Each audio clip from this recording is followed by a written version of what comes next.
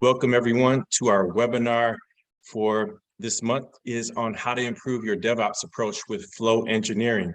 I got my distinguished guest here, Emilio Osorio, and he's going to be able to break down for you some very good practices on how we can go about looking at our organization as an opportunity for DevOps transformation. So without further ado, we go to the next slide and we'll kick off some of the material here. So I'm Charles Maddox. I'm principal and founder of the I4 group, and we are a consulting firm, and we do DevOps transformations, agile transformations, training, and the like. We've been doing that for the last 10 years here. We're based in Dallas, Texas. And yeah, we love to share more about our company with you. And then as I mentioned, we have Emilio Osorio. Emilio, want to get a brief introduction to yourself and Sistemas Humanos? Thank you. Thank you. Nice to be here. Thank you, Charles, once again for the invitation. Well, Sistemas Humanos has been helping social technical transformation since the early 2000s. We got into Agile, and now we are mainly doing DevOps transformation coaching and consulting. Thank you, Charles. All right. Thanks, Emilio. So yeah, without further ado, we'll kick this off. A lot of good information to share. And just wanted to kind of set the tone, and Emilio is going to give a lot of the details for you, but don't know if many of you know, but 75% of our major DevOps initiatives that we have going on in companies did not hit the targets in which we set out to choose. And you can see here, we're not going to meet that, 75% is not going to meet that target this year as well in 2022. And that's according to some of the Gartner research that's out there. Some of the crux of what we're going to talk about today with you, and as you can see, all these tools that are surrounding this statement about lack of shared understanding, has to do with DevOps not really being a tooling issue at all. It's really about understanding, having a shared understanding across the organization with the many stakeholders that are involved in value flow as a whole.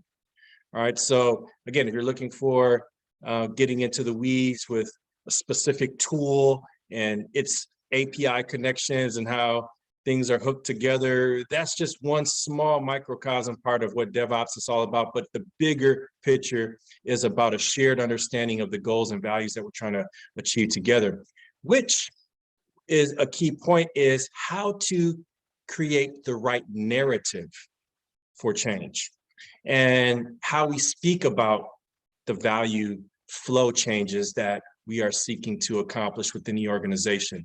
So that is kind of a precept of what Emilio is going to talk about today, but just make that, hopefully that sinks in a little bit. It's more than just a tooling change that we're trying to do. It's more than just automation, but it's about shared understanding and creating the right narrative of change that we're trying to accomplish to accelerate value delivery. All right, so without further ado, Emilio, would you please take it away? Yeah, thank you, Charles.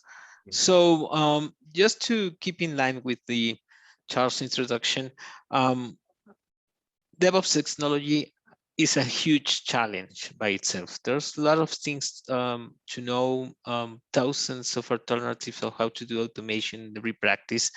And I think that most of the technical engineers that are actually delivering software, they know what it's needed. They already selected some tools. They have a specific things they know that will improve their delivery pipelines. The problem we are finding on the ground is not a lack of technical understanding on how to implement automation, on how to implement service discovery, or how to implement observability. They know how to do these things. The thing is, they are not getting enough funds and resources to be able to act on that understanding they have. So our main finding and the things that we have been dealing with in DevOps transformations for the last few years is a lack of shared understanding at the whole organizational level that enables the organization to invest time and resources in what is needed. So I think that one approach we have been following the last few years, couple of years, is to try to approach this not from a best practices standpoint, but as a change management problem. When you can frame in your organization that actually transforming to DevOps and using these practices is a change process that occupies the whole organizations, from the top, where they or probably have business problems that they need to be solved, and they cannot see the link between solving those business problems and the actual technical practices that DevOps needs to implement in order to be successful. So the idea is to provide some mechanism, some method that you can use in your organization to resolve that lack of shared understanding. So this has to do, as Charles previously mentioned, with this concept called a change narrative. A change narrative is a piece of that shared understanding that we all have at all levels of the organization, and this change narrative must make business sense. If the change narrative is seen by the organization as too technical, too low level, they will probably don't understand why it's needed. So the change narrative needs to be meaningful on the first side, on a business level. Why do we need to invest in test automation? Because we want to be able to deliver software 10 times faster, and we are doing manual testing, and that is slowing us down. So that clarity, that simplicity should be part of the statements of the change narrative. So a change narrative needs to be clear on opportunities. What's the opportunity? Accelerate the delivery of value. What's my agency on that? What's in it for me? For the developer, probably what's in it for him is to be able to test his software early on and shift left all the testing and be able to act when he has time to correct teams before they go into production. And that's going to improve his quality of life. For a product owner, probably he's going to meet earlier his goals or will be able to fulfill that. For at the management level, they want business outcomes. They want income. They want subscriptions. They want some business outcomes. So we need to be clear on why people need to change. That's the agency. We need to be clear on what's the common opportunity we have, and we need to understand the leverage points we have to enable that change in the organization. So this change narrative should include all of this. I love these flow engineering methods, which I recently, about a year ago, first get to know, because it provides a change narrative that is appropriate for DevOps transformation. And on a side note, there is this DevOps transformation narrative that we have been working on, because it is a transformation. A transformation, by definition, is to completely change something into something else and probably preserve some specific functions, but a transformation, a whole transformation, like the butterfly we're showing the image. The thing with that change narrative is that it's too soft. When I go to work with technical leads, DevOps engineers, solution architects, and I begin to speak to them about transformation, nobody wants to transform. They have been 10, 15, 20 years in the industry. They are experts. They know what they are doing. They don't need to transform to something else. So this change narrative, when we just position that as a transformation, it lacks engagement with the technical people, because we engineers like to solve problems. And to solve problems, we do need a method, something that is clear for us, that is based on facts, and that applying hypotheses, validation of that hypothesis could help us to improve. It's just a natural way that engineers do things. So I love flow engineering because it approaches the same problem, how we transform our delivery pipelines in order to accelerate the speed of value, but with a method, with a clear and simple method that let us gain that shared understanding. That's I think the most important part of this. Part of this change narrative that is included inside flow engineering is a layer of a basic ground theory in which the improvement needs to be done. This ground theory for flow engineering is the theory of constraints. As you may remember, the theory of constraints comes from Lean thinking, And essentially, like, the idea is to recognize that in every flow of value, in every flow of things, there's always going to be a constraint, a bottleneck. This bottleneck, the theory of constraints says that the most economic way to achieve value is to try to resolve that constraint, to resolve that bottleneck. And applying theory of constraint to a continuous transformation provides a logic narrative that is based on facts. So how are we going to transform our delivery pipelines to achieve better flow of value? We are going to do it by removing, constantly and sequentially removing the major constraints we have. That's what makes economic sense. That's something like a CFO can understand. We are going to do this because we are going to achieve maximum value, economic value, out of transforming these things. If we get that agreement with business, we are on our way to success, because that's the biggest challenge organizations have right now on how to improve the DevOps. They need investment, they need training, they need consulting, they need some kind of solution with, but they are not getting the resources with that, because there's not an economic framework to understand that that transition. So another base in which flow engineering is framed is in this new, and I find it quite hopeful that this new wave of popularity for value stream management really stays, because at least in the software development work, we deliver value by a sequential set of steps that is a value stream. Every development organization is a development value stream, and value stream management, essentially what it tells is that you need a series of principles to be able to manage. For example, reducing the flow time or the lead time for when you get a request and you solve that request for your customers. Reducing that lead time is a principle of optimization in value stream mapping. Anything that affects that lead time is some opportunity to improve efficiency.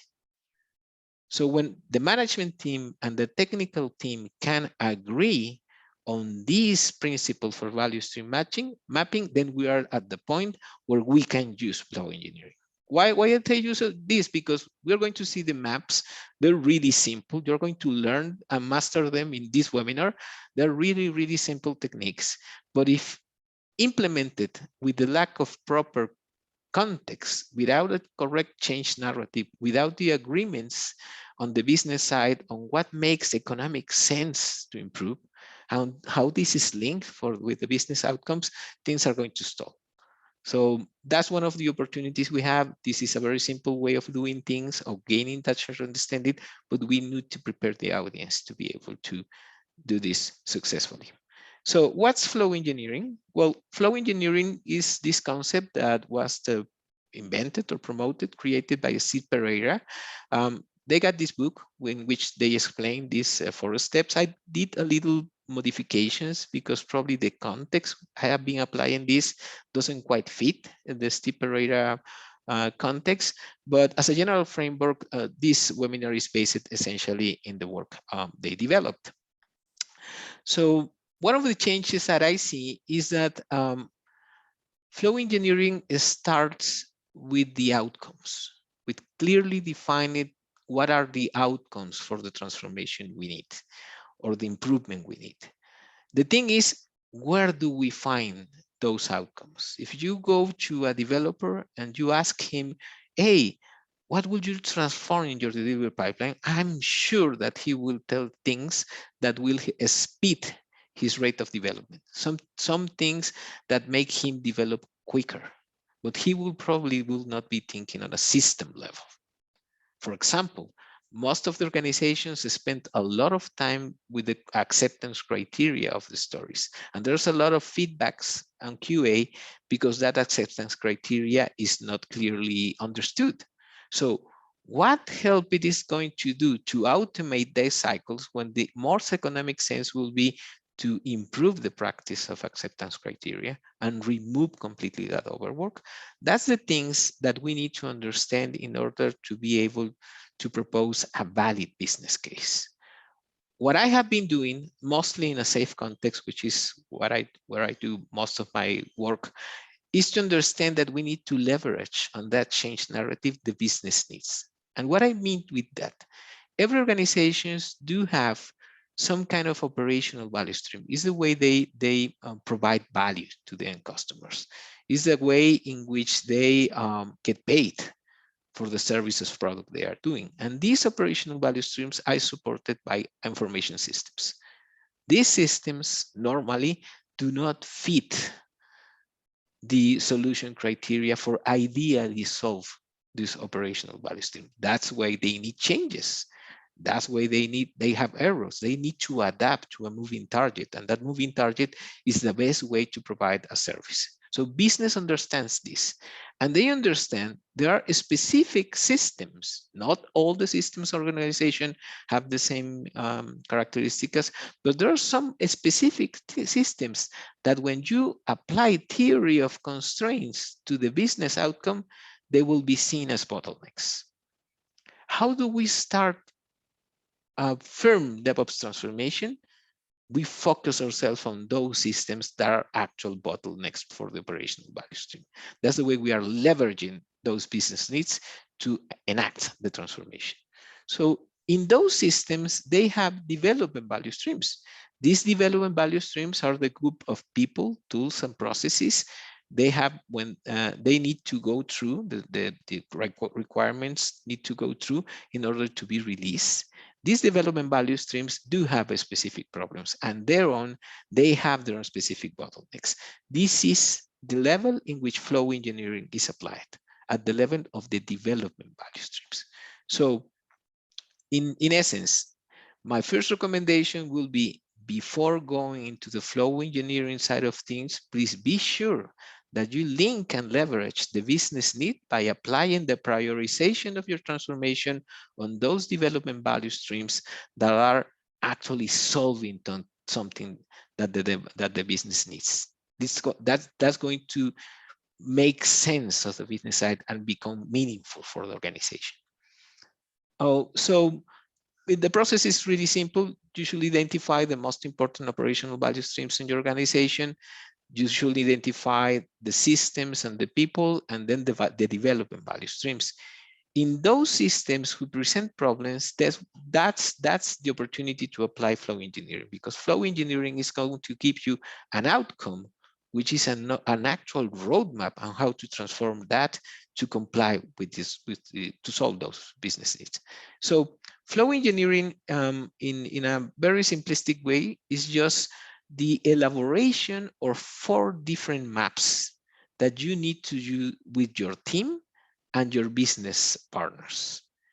They all need to understand what's the outcome they want to drive. That's the first mapping.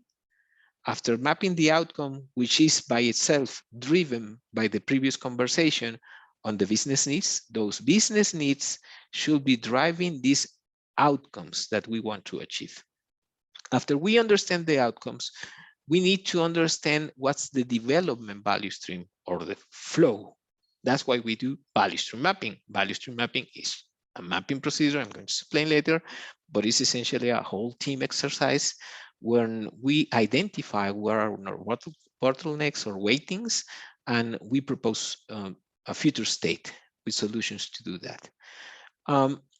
This is great, but this doesn't take into account the actual development value stream mapping, the dependencies that the value stream or the teams will probably have from other parts of the organization that are not part of that continuous value streams. So that's why we need the dependency mapping. The dependency mapping is going to help us identify who else do we need to include in this change initiative, what we do need from them, and what's the part of the transformation, either on the team or resources side, or even on the systems API and development stack side of things. After we have identified that, we now have problems expressed as bottlenecks in their value stream. We now have dependencies and agreements that we may need to do with other parts of the organization. Then we do a capability mapping. In order to solve those problems, we need to understand where we are at. We shouldn't never try to implement something because a book tells you so, or a best practice tells you so, because you know you may not be mature enough to do that kind of practices.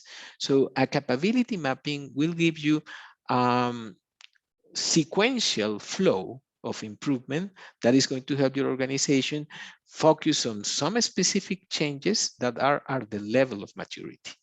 One of the things that we should probably be aware is that the number one reason why DevOps transformation is not succeeding is because business doesn't understand why it's needed, and it doesn't get funded.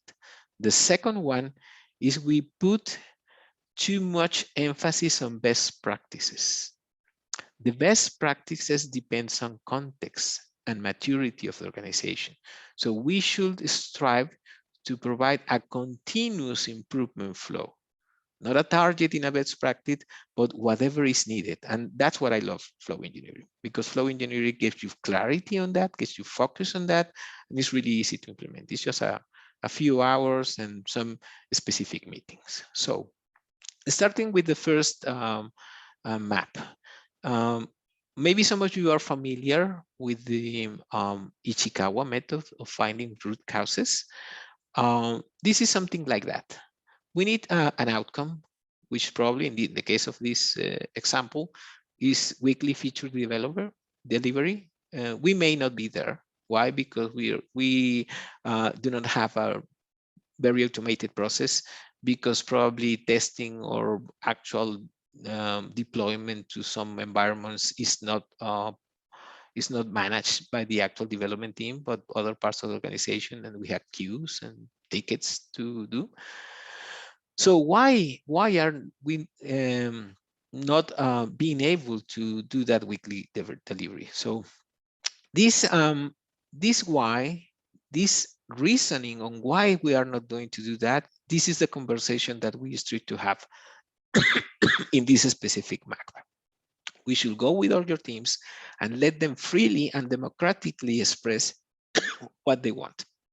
That's why using a tool like Miro or some other tools that are diagramming that allow you to do this in a collaborative manner is really essential to do that.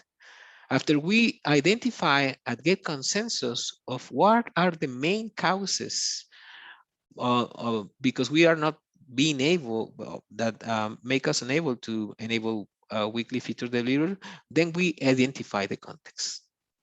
¿Cuáles son what are the obstacles?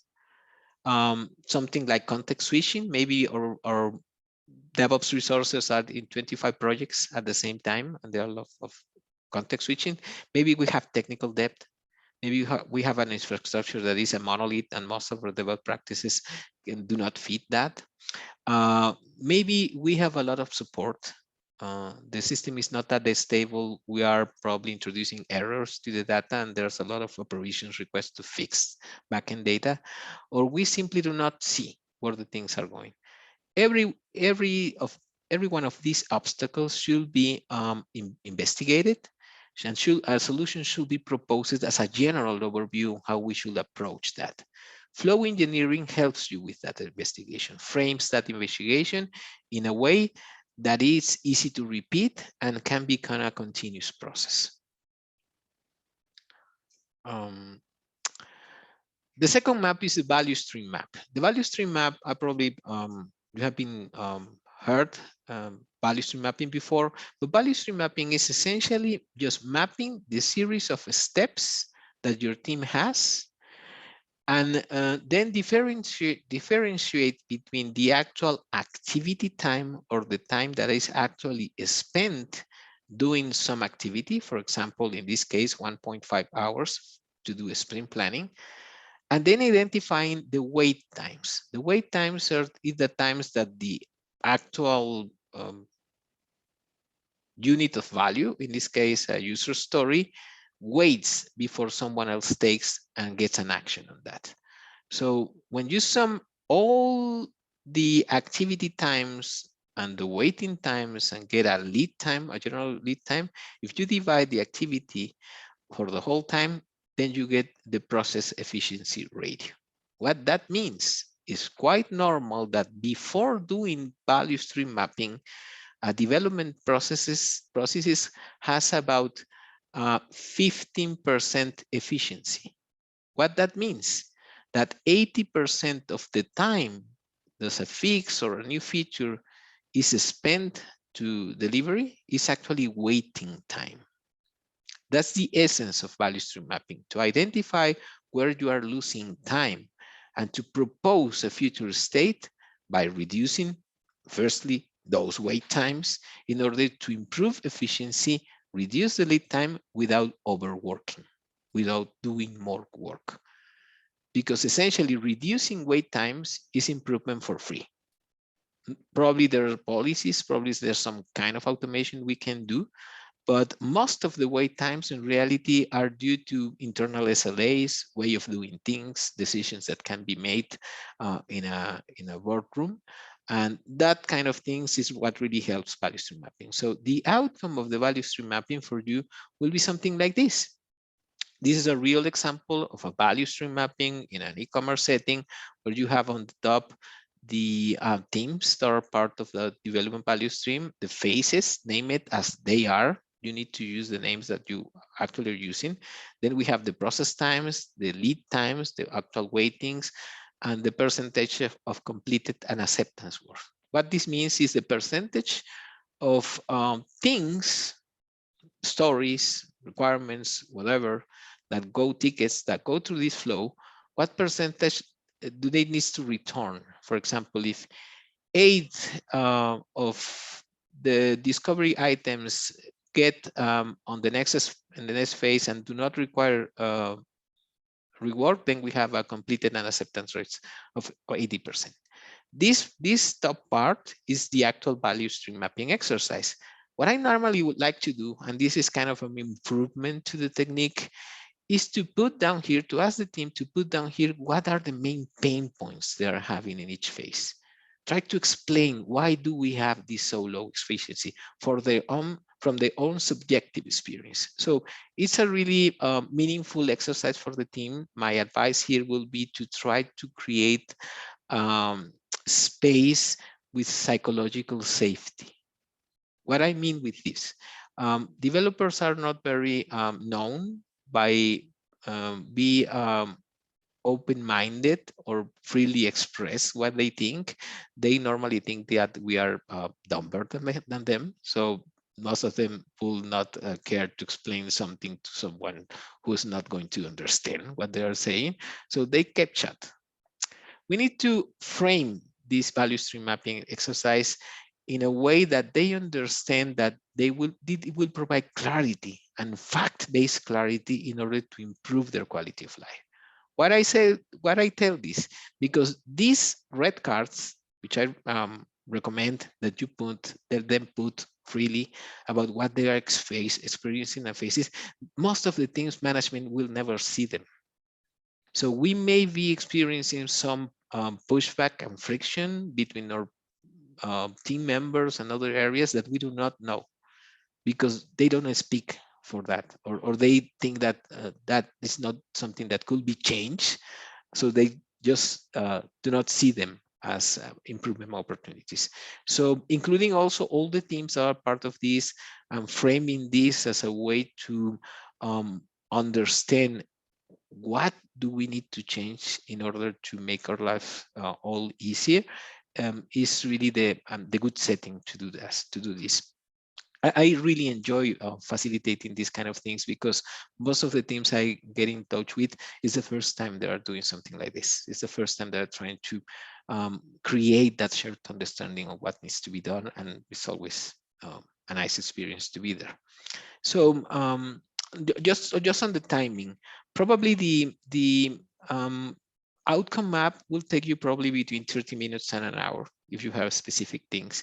But if you are going to do the value stream mapping, as we have been telling you, you probably should reserve between 2 and 4 hours to have this be this meaningful way of doing things, of implementing this. Probably you can separate this in 2 sessions.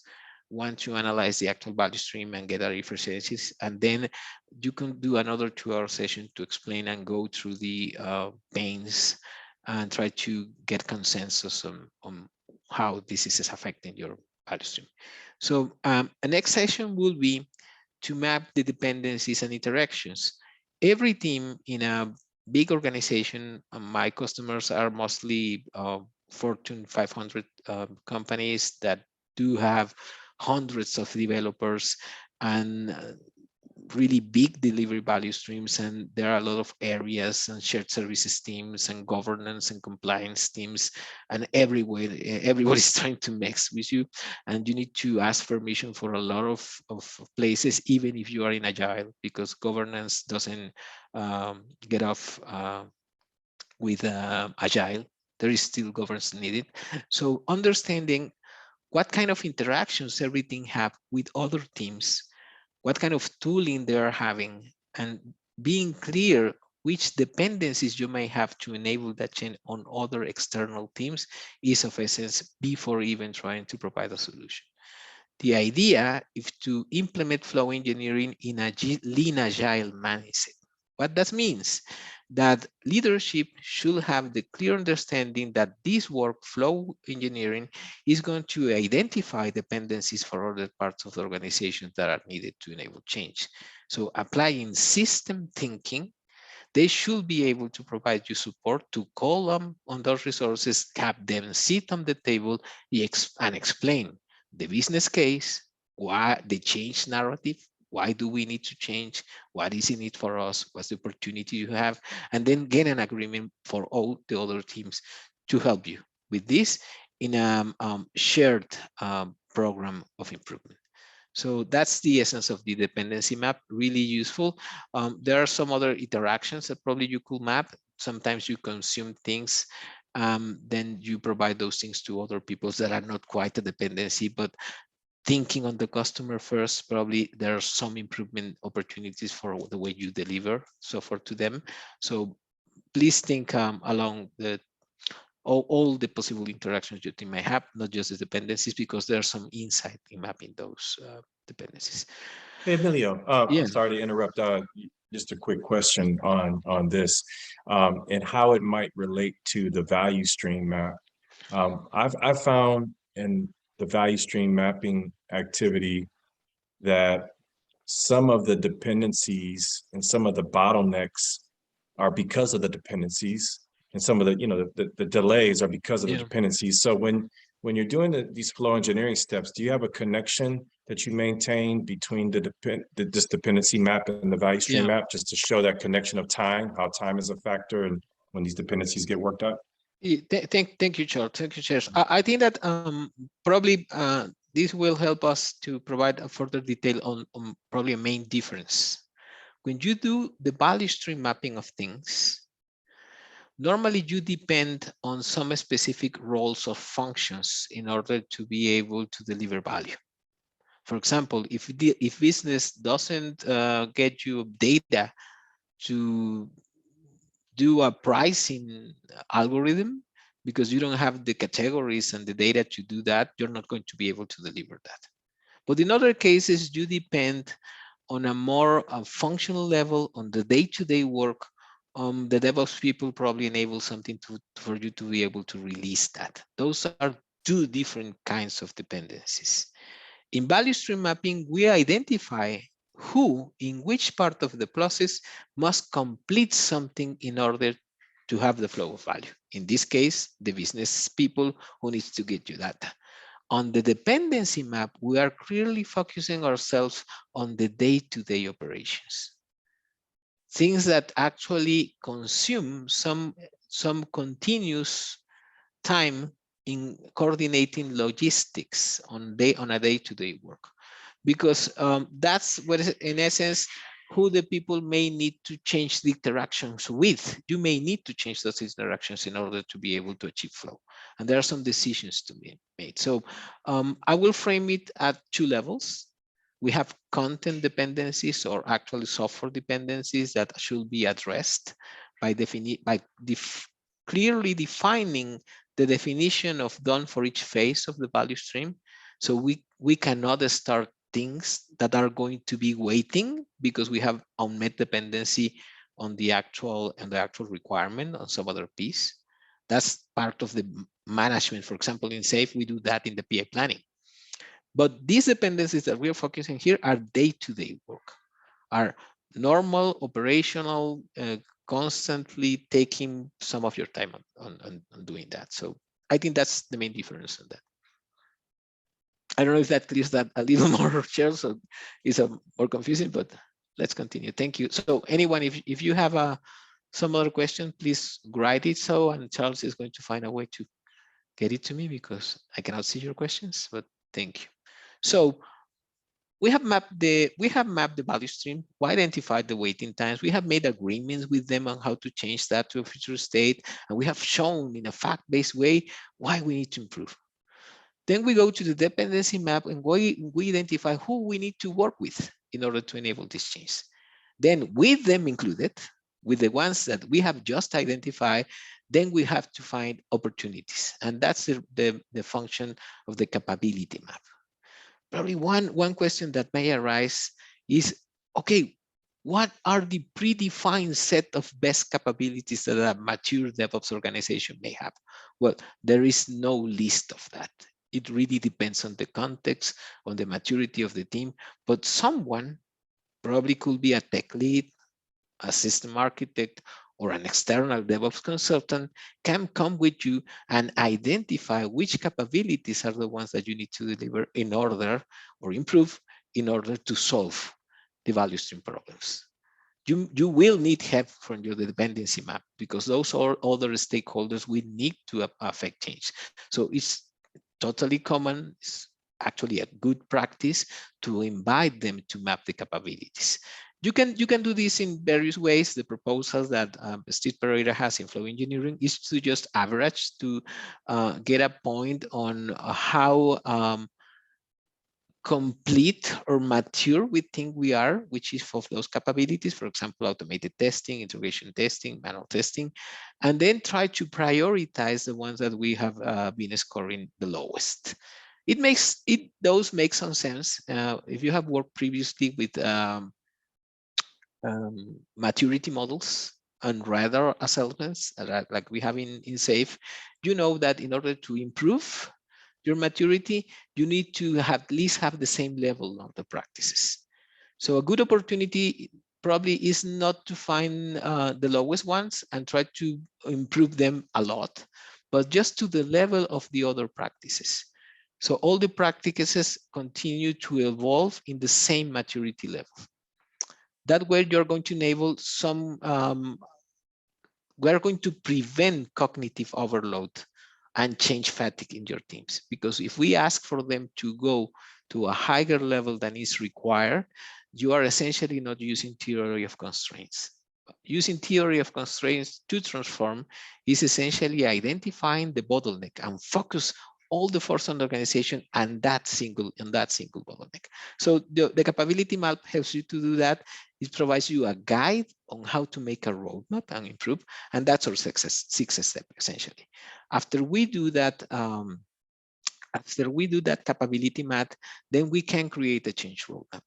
And on the change roadmap side of things, I just have like general recommendations on how to do that. You have the practices.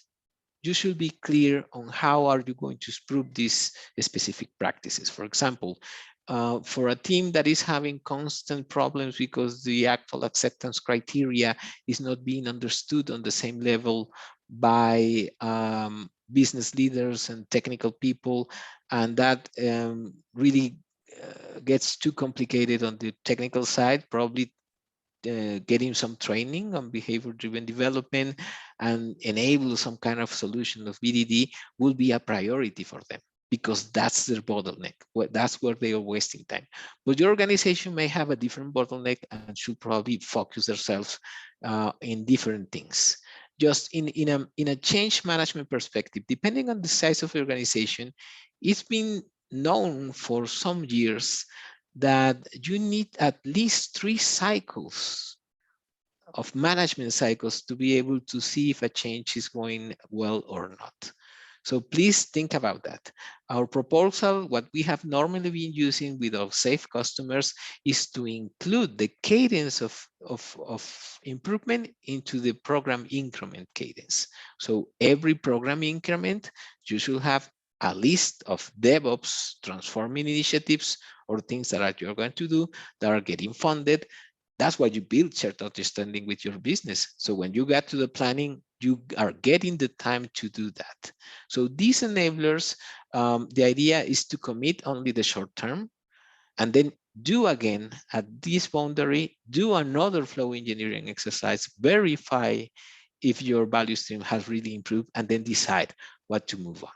Try to not do long-term planning because that really doesn't work, but 3 months, 8 to 12 weeks, I think is a good time frame to implement things and try to find out if they work or not. Finally, just as a resume, this is the 6-part process. Flow engineering is from outcome to capability map. I do highly recommend leveraging business needs. I think that's the first conversation that always should be had before initiating any kind of transformation.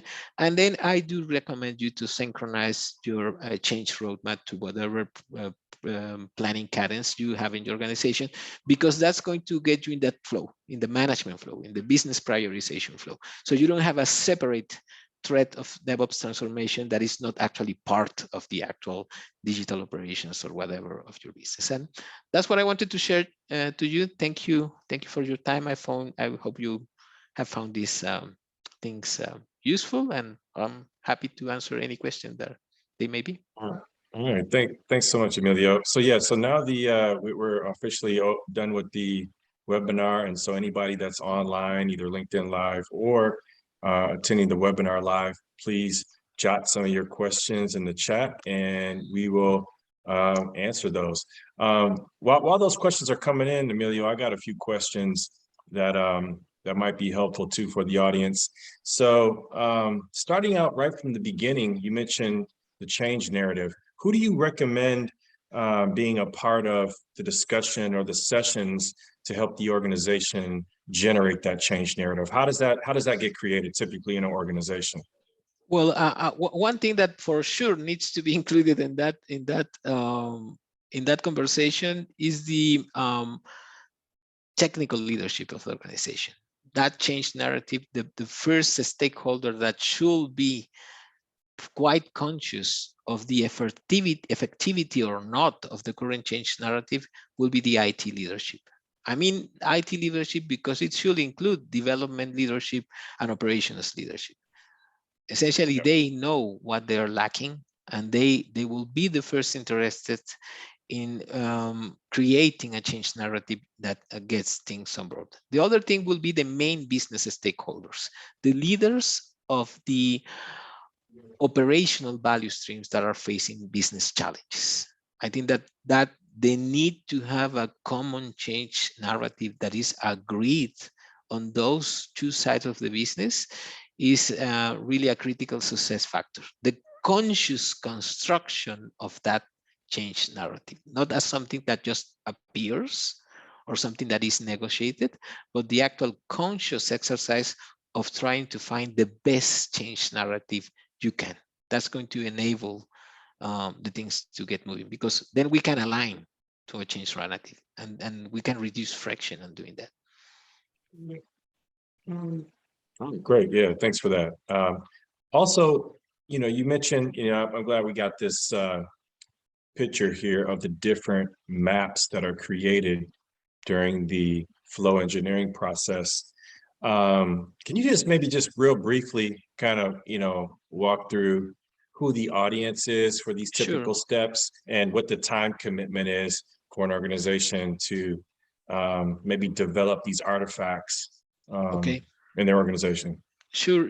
I think that having tech leadership and business leadership on the business side, I think that should be the basis of the conversation. I normally do not recommend going forward in a transformation initiative if we don't have that agreement between business and technology that things needs to change. Now, who is the actual facilitator or change agent of it? It will really vary. depending on the organization, but it needs to be a technical manager, because we are going to discuss technical things and we have a technical robot to do that. So we should have a single threaded owner of the whole transformation process, the change agent. Normally when we work with customer, we ask that, even though we support all the facilitation and go through the process, we always ask for someone who is knowledgeable on the delivery pipeline and understands enough of the value stream to be able to organize the things. Now, the business needs should be done with business leadership and IT leadership as a team. It may take probably 1 hour to understand where the things are, 1 to 2 hours where the things are going. The outcome map should be a lower level interaction. Then you should include tech leadership, who is actually representing the business needs, and will act as a product owner for the change initiative. But then the outcome map should begin with a whole team exercise. We include the whole team here because they need to have the same context. They need to have the same shared understanding, and they need to be able to try to identify the technical obstacles they're having. The value stream mapping is done with the same audience, tech leadership, change agent, and whole team, because that's the nitty-gritty details of it. In some organizations, I've seen the functional leadership is actually impeded of going into those meetings because of transparency reasons. I hope the organizations are not that like that, but it may be needed in order to enable the openness of the conversation that's needed at the value stream mapping level. So this is the whole team exercise, team leadership, and change agents. The dependency map, that the image is from here, I'm going to fix that. The dependency map should be done as the whole team, but the capability map, and also I think I told you, value stream 2 to 4 hours, dependency maps at most 1 hour. This is going to be really fast. And then the capability map, that would probably take a couple of hours with the team leaders that were identified in the dependency map in that session. As part of that session, the brainstormer of the roadmap and the solution can come up of this, but normally the change roadmap will probably take a few meetings just to clarify and validate what's the best approach to do that. And normally this should be done by mid-program increment to be able to have something workable for the next program increment. Great, thanks for that. Still no questions from the audience. I got one more question though, and say, I'm listening in, I'm hearing, I'm liking what I'm hearing. I'm a engineering manager, and I'm like, hey, I'd like to get some training on this flow engineering concept. I want to take this back to my company. What could I Well, what could you help us with on that? Is there any the idea training? will be to contact us, either Okay. Sistemas Humanos Strifer Group. We are working in a partnership and in this regard, and we could help you. We can quickly assess the status you are, and if flow engineering is a good fit for your company at this time. You may need to do some previous pre-work in order to be able to do something like a flow engineering job start. Flow engineering job start is a 2-week process when we start from where you are, and you get a plan on how to implement that in the following 6 to 9 months. That's essentially what we do. So Carlos, I can probably provide some other links and information as reference, or some other things that you may need to research before doing that, but we will be happy to help you in any way we can. Thanks. And yeah, and I know that you're going to say those things. So yeah, when this webinar ends, you'll get a lot of information sent out to you on how you can get this jump started, and how your organization can take it to the next level too. So a part of understanding and learning the flow engineering process yourself is something that you can continue to facilitate within your organization even after this jump start. So it is an enabler for any internal facilitators and managers who will be able to take this forward as well. So you kind of get trained on the method and how to deliver and facilitate the method going forward with the artifacts and the maps kind of readily created for you in a template format. So great. Thanks for that, Emilio. And yeah, awesome presentation. And as always, you're you're the master of these topics, and we love to have you here for these webinars. So with that said, I still don't see any other questions coming in from the audience. But we, again, Sistemas Humanos, I4 group, definitely we love to help you out and answer any questions. When you get this link sent out to you, feel free to ping Emilio or I on these topics of flow engineering and DevOps, and we'll love to follow up with you and just answer any questions in general. So with that said, thank you so much, Emilio. Thank you, Charles, for the invitation, and thank you to you all. Thank you all, and you guys have a great day. Take care. Bye.